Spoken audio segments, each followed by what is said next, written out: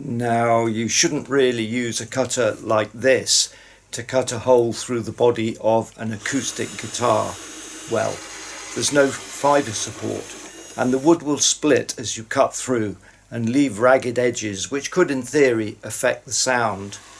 But more to the point, what am I doing cutting into a nice guitar like this?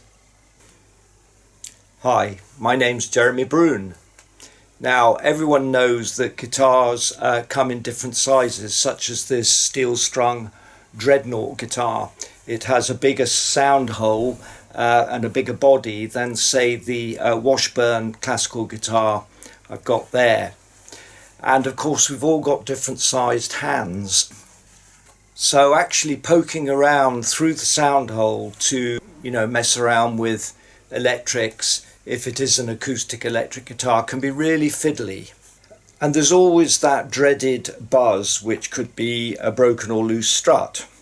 So having access to the inside of an acoustic guitar surely makes sense, and may seem radical, but if neatly done, can make life a lot easier for repairs and additions. In 2018, I made this electro-acoustic guitar, which actually has a detachable back, which means I can easily add more onboard effects such as distortion or overdrive. Currently, I've been completing this acoustic guitar easy build project aimed at beginners at woodwork who may have limited basic tools. So I'm going to give you a snapshot tour of how I made an inspection plate in the back of this guitar, and it will be of particular interest to those who build the guitar and want to turn it into an electro-acoustic. In other videos I'll be showing how to install the magical device that everybody's talking about, and this inspection plate is an option for some guitarists.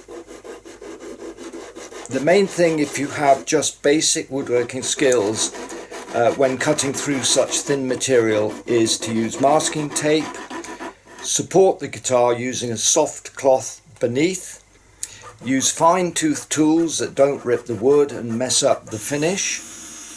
Just be gentle and don't leave any gaps that can create unwanted vibrations. Now, I used offcuts of quarter sawn spruce from the back struts to make the plate lippings. Now, where are those tiny screws? Thanks for watching.